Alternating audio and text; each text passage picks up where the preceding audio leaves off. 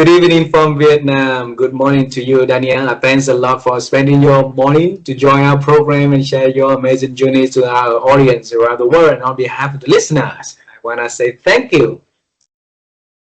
Thank you for having me. It's really a pleasure to reconnect with Vietnam after going there a month ago. Yeah, thank you so much. You know, and if we had this conversation a month and a couple of days before, probably I'll be the one who taking you around Ho Chi Minh City and go somewhere else in our country also. So, but there will always next time. There will always next time, right? Yeah, I hope so. Yeah, I believe so. I believe so. And since you came to our country, and you know our people very friendly, and it's very honor for us if we can have you to help doing the introduction. So that is a very honor for us of sharing who you are and what you do for our audience. Would you please do that honor? Of course, thank you so much. Well, I'll start saying right now because I've been doing several things in my life. So right now, I'm the CEO and co-founder of Aquit. It's a biotech startup that's developing sustainable solutions for aquaculture. Wow, Daniela, you have a phenomenal journey of working in the private sector, public sector, NGO, having your own companies for a long time, and you introduced to our audience in less than 20 seconds, and it was like it's not fair for our audience. We're gonna dive in deeper. Okay, sounds good to Yeah, well, you? so yeah, of course, yeah. If you want me to like to let you know about my journey, how did it started, and We're gonna what? travel together time for so it's easier. And as I connected with you and I say I've been interview experts around the world, we have a very low visibility of expert in Argentina, and I asked you if you could join me to share. And I'm so thankful that you accept to be our guest from the beautiful country there to share your journey, right? So I think is we're gonna travel time together. We're gonna figure out what how everything all started, and I'll lead the way. Okay. Sound good to you? Yeah, perfect. All right. So last month you came to my country. You've been to Ho Chi Minh City and Nha Trang, but you haven't been to my hometown. So my hometown name is Da Nang. So in the middle of the country. When I was born, is a very small, poor city, and I was born in a very poor family also. And at night, one night we had electricity, so I can see things around, right? And maybe the next night we did not have electricity, so everything was dark. So my first dream about the works that I really want to do when I'm growing up is I wanted to become an astronaut. So fly to the moon, be able to see how bright it is up there, right? But life has taken me to a very different path, of course. So for Daniela, what was your dream when you were little? I wanted to be a Diploma? diplomat and work in the United Nations, trying to kind of bring harmony. Like my idea was like I would be the translator when two countries were fighting. I would tell them that everything was okay. It was like, yeah, Ah, was there and anyone? Yes, no, say. and that um I just was seeing a documentary like these days about there's a cartoon, Argentinian cartoon that's very famous around the world, mainly in Europe, that's called Mafalda. Mafalda is a little girl that's very worried about the problems of the world. And she always used to talk about the United Nations. So I read that cartoon when I was a little girl, and I imagined myself like Mafalda, there, but a grown up Mafalda. So you watched that cartoon when you were little, and you want to be like the mother there to travel to the world, working for the United Nations as a diplomat to bring harmonies between different conflicts, to solve conflict between different countries. Yeah. Ah. So did you share that with anyone in your family or any friends?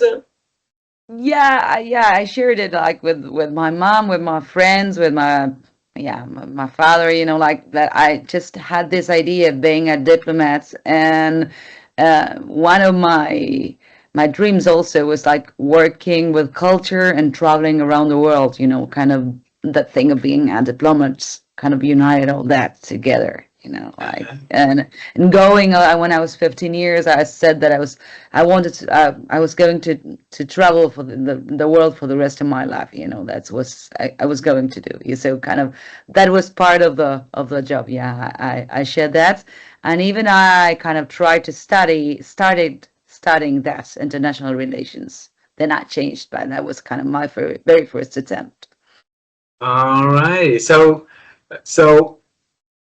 was there anyone in the family had that like desire or role model that makes you want to travel the world and want to be like the mediator, the one who help bring harmonies to solve conflicts?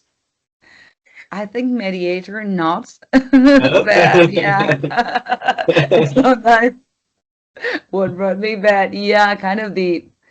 Uh, I think that my mother has some kind of strong sense of social justice, let's say. So I think and that influenced me, that idea of, well, she's a lawyer, kind of, what's right and what should be done.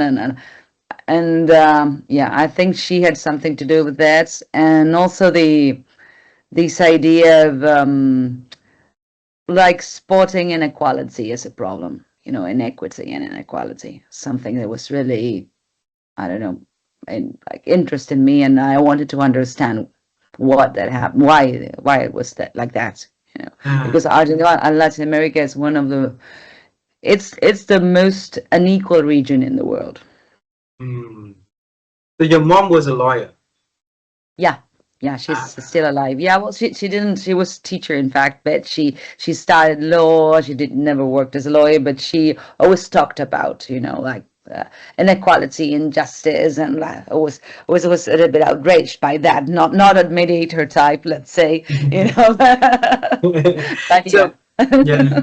So when you wanted to become a diplomat, you're supposed to be learning something like international relations or laws or something like that. But I think that you took a different path in your studies, right? What made you take a different direction?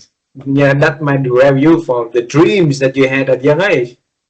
Yeah, it's a very good question, I think. And that's also like the bad influence of my mother, let's say, the bad part of it's on me. Uh-huh. In the 90s in Argentina, and I think worldwide, there was kind of this trend that economists were kind of gurus, like they knew everything. They knew what was going with the world. Yeah. And also, I was interested in studying something that was like, like this Swiss, knives, like was useful for anything, Uh-huh. like that Yes. was kind of, that attracted me, like, and it appeared to be like a key to understand the world, studying economics. Uh, So, and understanding inequity, and inequality. So, I was very interested in social sciences, but I had like a very long list, of things to study. It was ranked like from biology, chemistry, philosophy, anthropology, you name it. And and so it was very hard to make that decision for me. And when in Argentina, and because when you are 18 years old, like you have to decide the rest of your life, kind of your future, and it's terrifying. Like you don't have a clue of anything at 18 years old. So yeah. yeah, well, that's why I've studied economics. Basically, kind of it sounded interesting, how to understand the world, a way to understand the world and its problems. Uh-huh. And then by that moment, it was like, yeah, everything is economics, everything, like the reasons behind everything is economics. And at some point when I was studying, you get like brainwashed when you study economics. It's like, like, yeah, everything is like, you see, kind of, you believe that you're looking directly at the metrics, but Uh-huh. not. You're not Uh-huh. looking at the matrix. It's like it's a it's an illusion, but you see like, yeah, everybody's rational, everybody is making decisions based on rationality and like maximizing utility and benefits and profits, and you say like, and in the end, I don't know, I tended out like understanding that it's much more complex than that. It's kind of Ah. a great simplification, but well, it took me some years.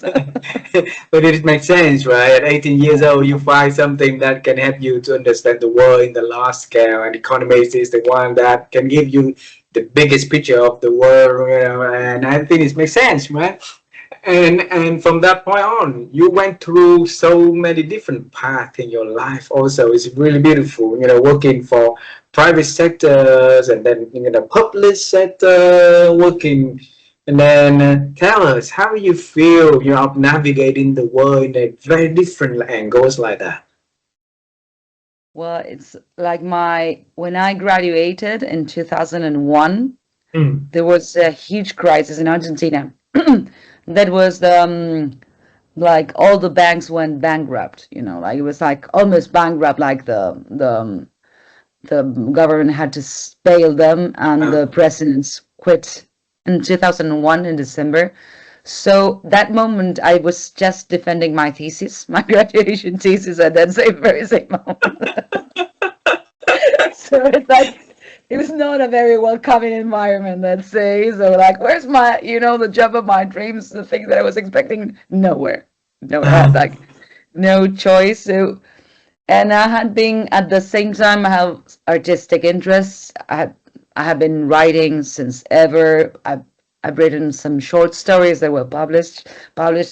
I also painted then by that time at the university, at the workshop there, at the art workshops, and well, I working at the art class and like the art workshop where I used to spend hours there, when I started to understand that maybe economics was not the best, most suitable path for a person like me. I met a group of people, and we decided to make a kind of art performances in the art cities, performance. the public spaces. So we Uh, decided that at that moment. And that year, I started working to bring to Argentina Spencer Tunick. That's this photographer that does this photographs around the world of like, let's say, 1,000 people naked in the middle of the city. uh, Yeah. So that was my first fundraising and my first project, to bring him to Buenos Aires, to find a place, to get the permits, to get everything, the press and everything, to get the people to get naked uh, there. So it you was, did. yeah, I did that with 5 other people. I was not going to the economics path, you see, Um, and yeah, we brought him, like, it was the photograph was a success because it was 80 media, press media from all over the world, from Deutsche Welle, you name it, there, 500 people naked, and like in in the obelisk of, like, in the very downtown of Buenos Aires. It was like a success. And the photo was great. And after that, I decided I understood there was something going on about something kind of named cultural management that I didn't knew it existed. uh, And I started kind of doing a post-grade studies in cultural management. So that's where I started my journey in like cultural, sector. And that was 2003. And I started working at an NGO for that work with visual arts, basically, like bringing, exhibitions and from, I don't know, the Picasso to Barcelona, for example, and there was a visual arts program that kind of promoted conversation around artworks, around the paintings. It's a program that the MoMA of New York developed, and we work with that program in Argentina with schools and with museum educators, trying to like make the kids learn and like talk about the and connect with the artwork. So yeah, that was my, I did fundraising for that. I worked for that like for a while. It was great. Then I worked for an NGO that's a science fiction literature and cinema NGO. Just to like how specific that was as well, you know, it was becoming weirder and weirder, you know. Yeah, and worked with like, you know, launched a couple of reading clubs, you know, for Argentinian contemporary Argentinian literature. And yeah, you want, so kind of that was my path, you know. right right then I thought I was going to just that and be a writer. Basically I was writing. I published a couple of things, and yeah, and started, and there I met one of my partners that is a famous Argentinian writer, Florencia Abate, and she asked me to join her with a publishing house called Tantalia. So I started my, like, you know, working with her. We had our publishing house. We published poetry, fiction, yeah, essays. Yeah. Yeah. So kind of that was kind of my beginning in the, and let's say in the arts sector. So the arts and culture sector. And after that, after all that period, let's say my next milestone, and it was took me almost 10 years and really changed my life in so many ways, was being able to be the advisor of the Minister of Culture of Argentina. Wow. I Ooh. Go on, please. I got to meet him through like some acquaintances and that, and he was looking for someone to work with a program, to build a program that he'd already had announced. So that should have been, you know, I met him in September, and in May next year and April next year, he should have done that, you know, like, you know, because he said he was going to do that, but he didn't have the kind of the right person, or he didn't find like to lead that. So well, we had several interviews, and then I got there, and I started as an advisor. But quite quick, he told me, I want to give you this project. You know, this is a project that I already announced. 6 months to go. Yeah. So like you have like 5 months to do this, and when I'm going to tell you, you will understand. Like I was a little bit like crazy to accept that job proposal, because it was like he said, I want to give every family who receives a house from the National Public Housing Program a small library of 20 books. So we have till April to be able to do that, you know, to edit, buy the books or publish them or edit whatever, you know, and to start to launch this, you know, start giving those books, this like family libraries. He would call that program initiation libraries, you know, very formal, you know, because he was like, you know, social scientist, you know, like, and so that's not a very good, you know, name, but it was changed to books and houses. You know? Book and houses. Easy to remember. And the books and houses program. So after that, I said yes, and I edited and published 13 books in 5 months. Wow. Yeah, like you name it, from you know, legal aid to first aid, you know, medicine first aid with the Red Cross, that we did a version for Argentina, you know, history books, and of course literature for kids, you know, poetry, like everything, like, you know, like fast like that, you know, like. And yeah, some of them were very complex. You know, I worked with an NGO with 20 lawyers. You know, it was a kind of a legal first aid book. Like if anything bad happens to you, or like you have to divorce or whatever, you know, how do you start? You know, and the idea was like very simple, like for anyone to understand. You know, like the emphasis was in clarity and accessibility. So well, there was, and you know, like I got to decide on which books these people were going to read, And Uh-huh. and then we learned that in some cases, 50% of the people were the first books to enter the house. Ah, first book ever. First book ever. So it was really, then kind of got the idea of how big was in that sense and how impactful it was. And I had one idea that was, for me, was very kind of life changing in terms of the impact that it had, and how it determined some things that I'm still doing is that a couple of years ago I had a friend called Elsa Drukarov. She's a literary critic, and she told me, she was talking about gender. In 2003, gender was not in the public agenda. I didn't know anything about feminism, like really didn't care. I don't know. She was always, like obsessed by like language and gender and like injustice, like inequalities and equities. And she invited me to her course to she gave a professor of a literature professor, career.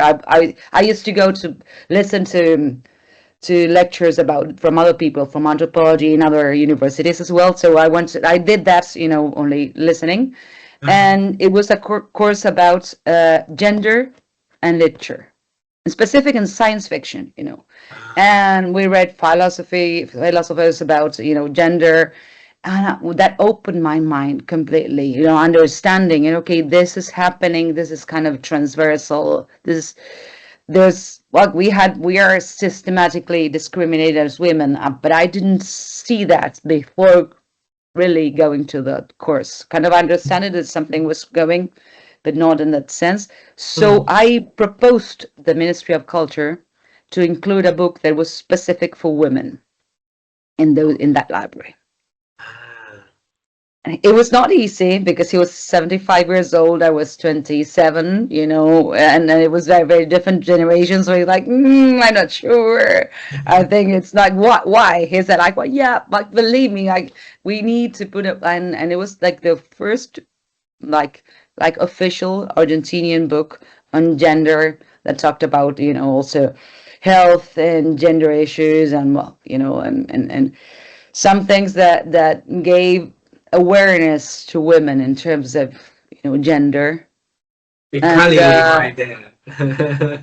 sorry, I say Andre. you dream of doing the works that related to equality, and then it's Yeah, right there. See, your dream exactly. came. And I found my equality fight, in there, like, it's like always the same thing. In fact, I only have one subject, that I'm bringing everywhere I go.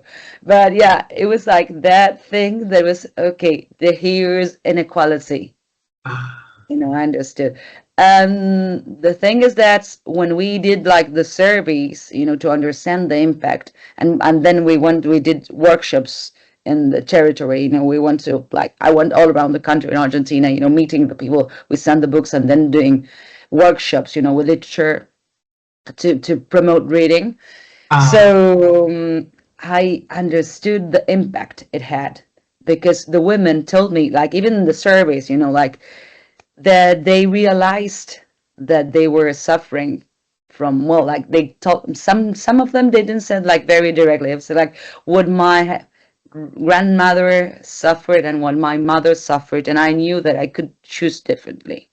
ah. And I was, it gave me the Oh, chills, like, uh-huh. okay, this, it's like, you understand that you must, you don't need to kind of stand that, you know Hmm. So yeah, well, many women got, and sometimes it was physical violence as well. Not only, I was thinking more like I came from middle class. I was thinking more, like labor and like another type of discrimination, more psychological and more, and there was like plain, you know, physical violence sometimes. So I that gave me a bit broader picture than the one I was expecting. And I said, okay, there's something that has to do with inequality that I want to work with, and I see that I'm up to, that I have like this ability to do this. So well, that was kind of my thing. And then we did this workshops to promote reading, and I went all around the country. I Ah, knew. because Argentina is one of the largest countries in the world. I don't know, it's number 6 or 7. It's Yes. very large, like 5,000 kilometers from one point to the other one. Uh-huh. So, well, and there, you can imagine I was traveling all around to the poorest places of Argentina, Wow. to the neighborhoods to work with the people in their own houses, like promote reading.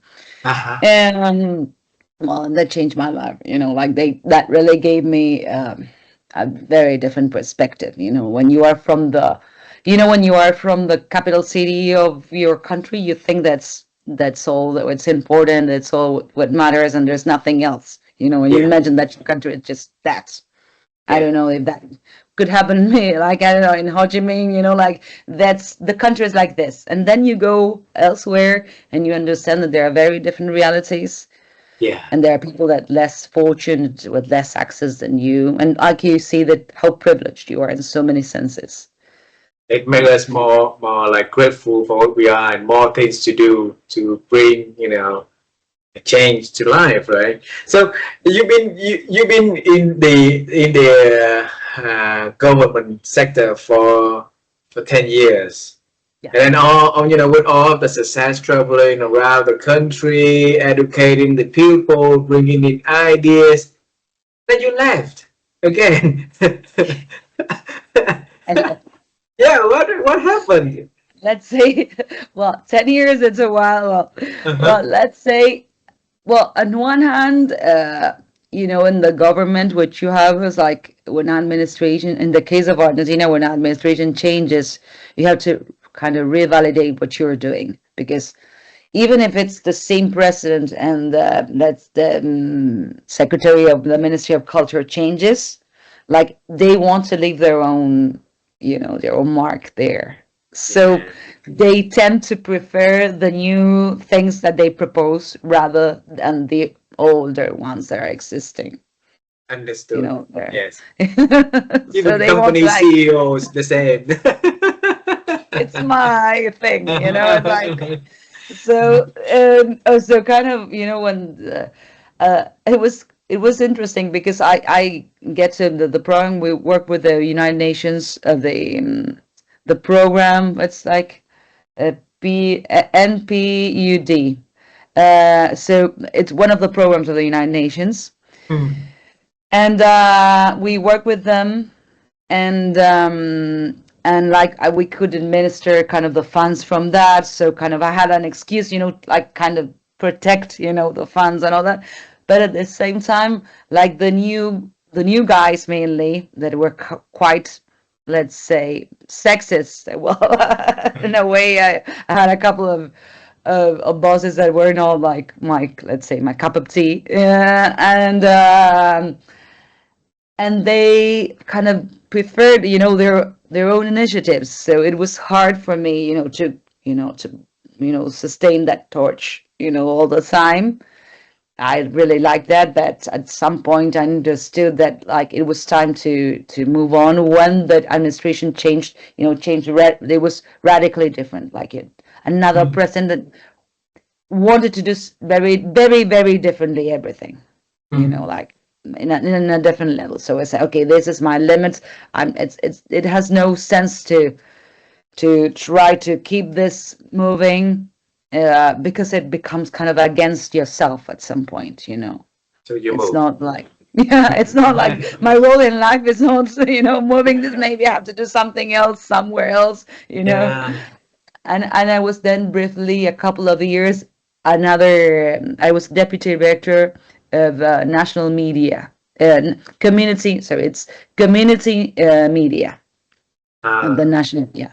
So yeah, there I work with let's say NGOs that work with communication, and uh-huh. cooperatives. It was nice, but at the same time, I was kind of tired of governments and that logic. And that's Uh-huh. you must, I don't know, if I'm not really, I don't know, committed or motivated, I can't do good work. So it was time to move. Yeah. And then I did a huge leap. Like people, like my friends said, like, what are you doing there? After Like what? Like what? What What's your did you job? do? Like Uh-huh. nobody could believe my next step Uh-huh. was I had a friend from university. He's Italian, Uh, and he is the president, like from the Argentinian, that not the American sector, like the American part of this Italian multinational company uh-huh. that produces vegetable extracts. So it's well, basically it's a company, a large company called Silva Team that produces vegetable extracts in Italy for the last 200 years. It's an old company, but family owned at the same time. So it's like 17. particular. It's not like BASF. I don't know, like those big companies are huge. No, it's kind of a mid-size multinational. 200 years old. Uh, yeah, 200 years old. Yeah. Wow. Still owned by the same family. Wow. Yeah. So it's amazing. I met one of them, well, at university, and he, well, like he was like leading Argentina, Brazil, Peru, and like the distribution in the United States.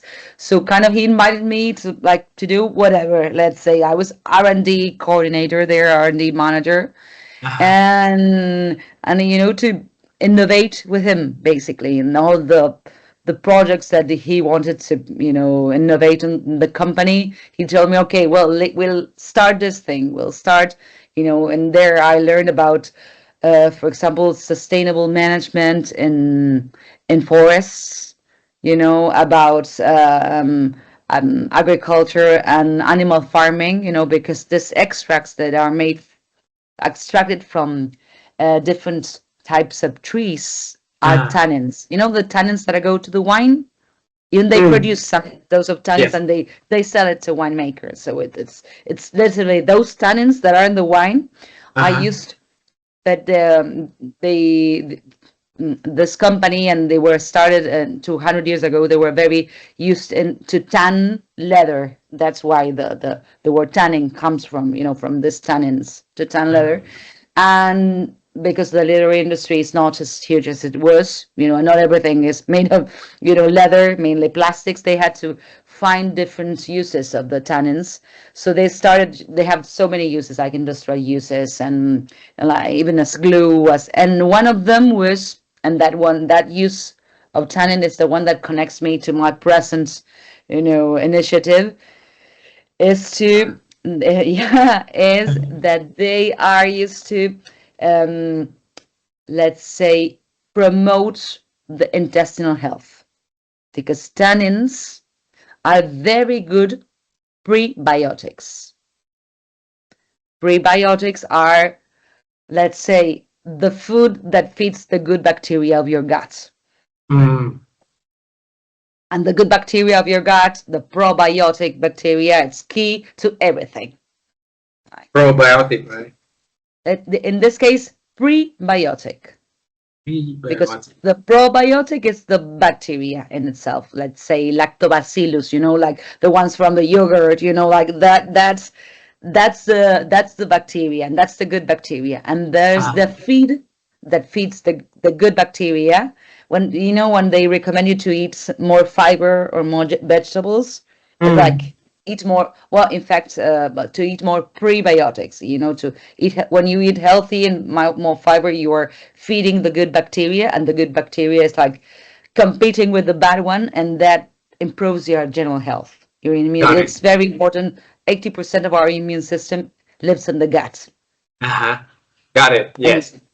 and so that's why tannins are used as feed additives for for poultry, swine, cows, in Italy, well, everyone. But they sold these products also as feed additives. So there, I started working with their team of veterinaries, of biologists that did trials to understand how this tannins work, you know, and how the standards like improved animal health and you know, microbiome health. And I started learning about microbiome, that was like very interesting, you know, like it can believe how many things it regulates. And suddenly I found myself working with biologists in this, you know, doing trials. And I don't know how it happened. And then this guy proposed me, okay, I there's a project I was like I wanted to do. It's like the same of the Ministry of Culture. I think I'm always doing the same, you know. There's kind of this guy there proposing me like projects that nobody else wants, and I say I'll do that, you know. I'm finding a pattern like while I'm sharing this with you, and he told me, yeah, I wanted to translate, you know, all this trials that I'm doing with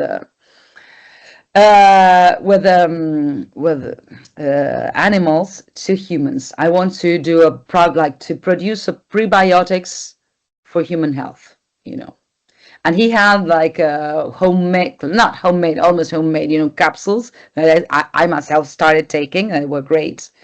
But he wanted to sell them. So, well, I started, you know, looking for a scientific team, but because the company had no connection with health, human health.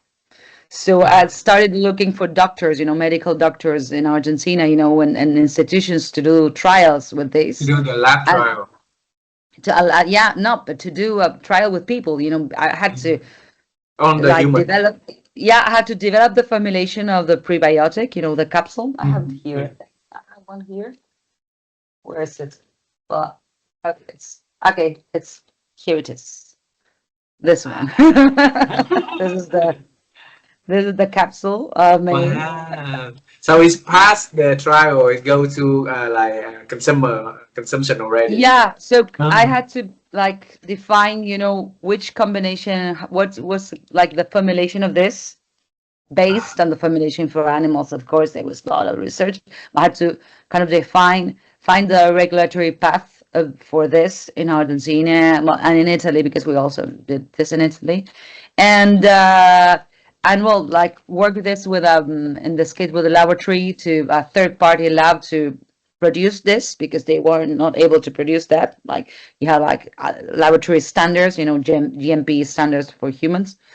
So all that at the same time, find a scientific team to do a trial with humans, you know, to define which problem we were going to address. You know, I didn't know anything about microbiome, about, you know. Oh my gosh. So I said, yeah, I'm doing this. And so I started like, you know, learning about it, and I scouted these university hospital that's called the Hospital de Clínicas de Buenos Aires, like clinical hospital. That's like the largest university hospital in the country. It's In like Argentina. in Argentina. It's very, very big. And it's very prestigious, and they were willing to work with this and to do a trial. We were like our first target was IBS, you know, intestinal bowel syndrome. Yeah, syndrome. Yeah. So it's like basically inflammation, you know. And the reason why is because I had that basically, but no, it was very important, you know, as well. Very But smart move. yeah, I wanted to cure myself, and I did. I know. It's a strategic move. Strategy, yeah, I did that. No, but it's a very important, like there's like very important, like I don't remember now, but it's like, let's say 10% of the population or something, like 8%. Like there's a lot of people that has that problem. It's a functional problem. Nobody understands why. Like they, you know, it's like they say that you have that, but the thing is that they don't know what you have. Like you have several problems, and they say you have this functional problem, like your gut is not functioning well. Let's say that's IBS. And so well, I got the team, I got the scientists from the medical doctors from Argentina, and negotiating everything. And then COVID stroke, you know, it was March 2020. So we quickly, and the doctors were very fast with this. They changed the objective of the trial and got that approved as a coadjuvant for COVID treatment Hmm. To improve because it the immune system. Yeah. because it helps with the immune system. Yeah. Wow. So during COVID, I was very, very involved. Like it was 143 patients. I was like, it was like the city was like, I'm legend. Like nobody was in the street. And I was going to the hospital. There working, and yeah, it was amazing. It was amazing, and I learned how to work with even with the patients, to understand and to see some patients that got cured from chronic diarrhea, like 10 years of chronic diarrhea, for example, and they got cured from that using that prebiotic. So it's really, really, so it's like, you feel good when other people, it's kind of impacted in a good way with what you're doing. Like it was great to see that. And after that period, then we could COVID was gone, so we could do the IBS trial. Yeah, and everything was went smoothly. And I put together a team from the United States that was included. I scouted people from Baylor College of Medicine and Houston, and from Houston Research Institute, Methodist Research Institute. But they are kind of working with understanding the connection with microbiome and COVID, there. So yeah, kind of it ended up being kind of like a big study, was published and presented in a couple of medical congresses, and I was almost, yeah, and I got in Italy, we presented the patent, and then the first presentation, I was named co-inventor. So co-inventor. So you name, from being a publisher to being a co-inventor of medical health products. medical, yeah, but yeah, it was quite an extension. So what happened? That made you create Aquit. Yeah, and so we're reaching there. Like there was kind of a learning curve, like as in any work. I think that at some point, like I did what my boss wanted, like I did everything, I got there, and I think I was kind of, there was not a lot more to do for me in that area. We launched the product, started selling, everything went well. I said, okay, I want a different kind of challenge, but a little bit more in my terms, like being able to decide more things, to lead a little bit more, even though I was quite autonomous there. And when sometimes my boss told me we should do this. No, we're not going to do this. No, so you now don't know. this time is for Daniela to tell somebody I have a crazy project for that Exactly. maybe someone else can do it for you, right? Exactly. That was like, yeah, this time is for me. I want to do something. I want to make like all the decisions. So that's where I entered in a program called Ignite, from investor, and it's from a fund and company builder company that's called Gridex. This is a company, Latin American company, that's like a Tinder for scientific projects and entrepreneurs. So there I entered as an entrepreneur. I had like so many like interviews, exams. I even had a CEO challenge, to pitch in 48 hours, something that was just really kind of given, like a scientific project. And my current partners, were scouted because they had just won in November 2021 the Sustainability Award of the Global Aquaculture Challenge of Southeast Asia. So there's a connection back there. Yeah. Connection now move all the connection to Europe, to America, now to No, Asia. they live in Chile, but they, as aquaculture is huge in Southeast Asia, it's very important. Yes. They participate in this challenge from this BC and program called the Yield Lab, the Yield Lab Asia Pacifics, specifically from there. Mhm. So they were kind of connected with the scene, like in Vietnam, Singapore. They participate in this program with this all other founders of startups around Southeast Asia. So after they won that challenge, they were scouted from this program, this Latin American program. But they are from Chile. That's not Argentina. That's a country that's next to Argentina. Uh-huh. And well, that's also the second largest salmon producer in the world. Wow. Salmon. So salmon, Ah, uh-huh. salmon. So after Norway, Uh-huh. the second largest producer is Chile. Chile. So you Wow. might have eaten Chilean salmon Wow. Now already. I know something new. Thank you. Daniela, I have a question. Okay. When I interview amazing people around the world, we came up with one theme that is very, very easy to see in all amazing people. And that is a thing we call newness. That is a framework. If you look at my profile, we promote a lot about newness, right? And you are the exactly profile of newness because amazing people, they look at new things, they got exciting, they got, even researcher, they look at the one that they've been research for decades. They start looking for new areas of that what they've been researching to deepen that research also. So if you look at your journey, from wanting to become a diplomat to become, an economist, then the financial crash in your country, you become an artist and participate in arts, working for different industries, right? And then now having your own company. That's a whole journey of newness. Okay?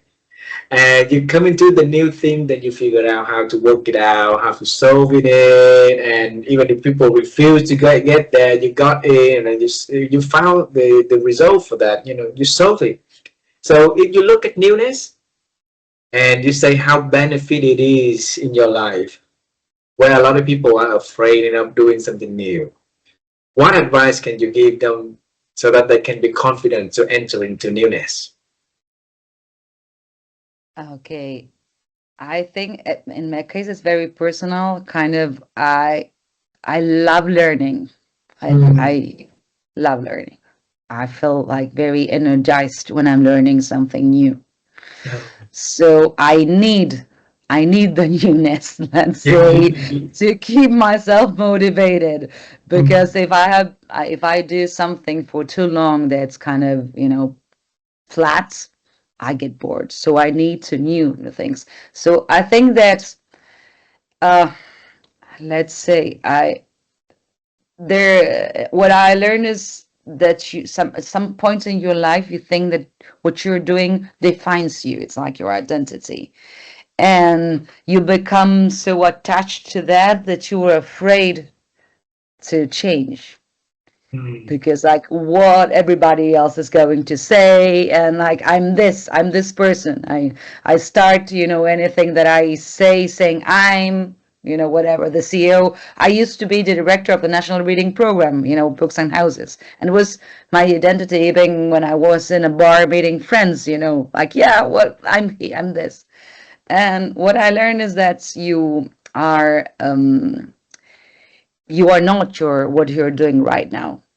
There's so many other possibilities inside you that if you don't try, if you don't explore, you are missing out that. Very beautiful answer. And everything that you entering into the new is really, really different from the previous one that you worked previous one was in the arts, right? You study economics, then you in the art, you gather, like one of the biggest events for photographer to come to your city and took, like 500 people naked photo, and then you went to the publishing, then you went to, like a government-owned company that doing housings and books and communication. Then you go to university, then to the biology, in the medical field, and then you have your own company now. It's all new. So how did you feel the gap of, like knowledge, of experience, of the know-how needed to run the business, to run that business? I think there's a word in Japanese that has to do, I don't remember the word, but I know like the concept is like the mind of a child, to keeping the mind of a child, the idea of exploring, making yourself like the curiosity and being surprised, by everything. So what I say is like the larger the gap, the more challenging and more interesting it is for me. As long as it's in some kind of interest. I don't think I'm going to work with mechanics and cars. I don't know. I'm saying that, but Don't know yet, right? I don't know yet, but Don't know it's not yet. kind of, but as long as it's something that interests, like a problem that interests me, I think that anyone can learn what's needed for that. Just a matter of getting there, understanding what the problem is, understanding what you do, and also I don't know. I'm always I'm tend to be in the role of the manager, like organizing things. So it's not that different what I did when I work with NGOs and with the government, and now in the end I'm just making things happen and talking to people and, and I don't know, programming and making roadmap and a budget and, trying to bring the team together. So Become a diplomat person. exactly networking and building networks, and it's like it's Really more cool. about, I think it's about managing mainly. So I think it's not that different, but yeah, when you start, it's sometimes it could be a little bit, let's say, it's not that I'm afraid, but yeah, like, too challenging when you start and you are completely new to that field and everybody looks at it, what are you doing here? Like, you don't know anything about this, you might feel that. I try to like suppress that. Okay, now I'm learning, you tell me. And it's there's a learning curve, like maybe it's a little bit very uncomfortable in the beginning, but once you get down to that days, like, I like it's in video games that they're kind of always trying to work at the kind of best level in which you are challenged, but you are not too challenged. It's not too simple and not too difficult. I try to get there whatever I do.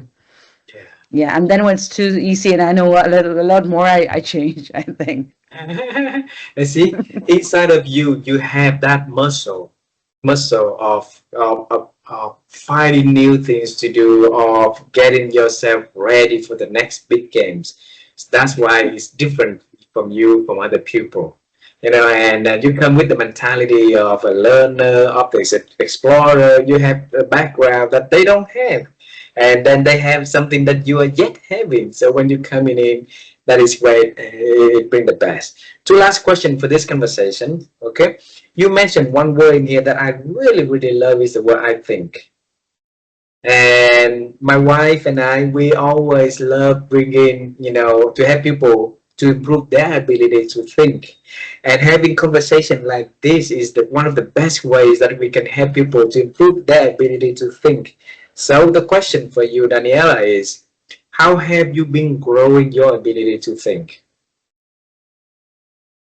Well, I believe that it has been reading and listening to all the information I could, On one hand, I'm always reading something, listening to something, to some podcast article, trying to understand, have new information, a new, and I think it's more like the more diverse your background and the things you do are, the more, I don't know, the more things you can bring to the table. Like the more things you can, they occur, they happen in your mind, and that you can connect. You can use things that you would never know that were going to be useful. So I would say, like, expanding your information and your learning as much as you can, and then trying to bring everything together. Not I would think, like, trying to be very interdisciplinary Yeah, into in, this. in using that information. Like, and that, I think that's how you bring newness. If not, you become very like a specialist, in Yeah, something, and you like narrow each time narrower, like you yeah. expanding. Like you say earlier, you will never know how it come out, but if you have many things at hands at once, right? Then maybe one day all of that accumulated put together, then you can create something really magnificent. Yeah, I I was asked recently about how did I came here, and I uh, think I came out with I think so far my best answer is like a mix of ambition and ignorance. ambition and ignorance. And ignorance, like a mix of those, because it's like, I really want to do these, but at the same time, I don't know, or how is it going to unfold. That is where the surprise element is gonna come out, right? Last question. Bring me to one of the evening, to when you were little and you talk to your mother about the dreams of one day you're gonna work for the UN as a diplomat and gonna heal the world, gonna harmonize different country with their conflicts, right? So imagine that you and I will now walk into that room and meeting your mom and you.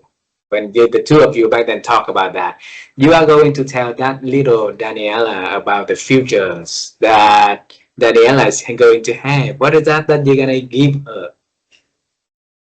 Wow, that's a very nice question. It's okay. I would say that your life is very going to be very different from the things that you are thinking now. And you are going to travel a lot and meet lots of people, and you are going to connect to lots of people and to learn a lot. So I think that's, and to collaborate in, like, towards the dream of kind of bringing a little bit more harmony and less inequality in some way. You're going to do that in ways that you are not going to that you're not expecting. I think that little girl with the dream of traveling, of doing harmony, actually got that dream accomplished.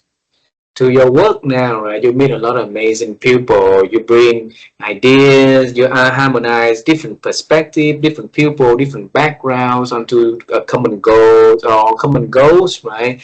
To get things done, to bring something good for the world, to the world that you do. And I would love to reconnect with you one day to talk about how, the business at Aquit and how we were able to work with you or collaborate with you to bring that business into Southeast Asia more. And I thank you that you are so generous to join our program to share your beautiful journey of exploring newness, of creating newness, of living in newness. And Daniela, we love you from Asia. We want to see you one day when you come here again. Okay? Yeah, definitely. Thank you so much. Thank you for having it. It was a very, very nice interview, and thank you for all your questions. It was almost therapeutic. Thank you. Thank you very much. Have a beautiful day there, and I'll email you later. Okay? Thank you very much. Have a great night. Bye. Bye.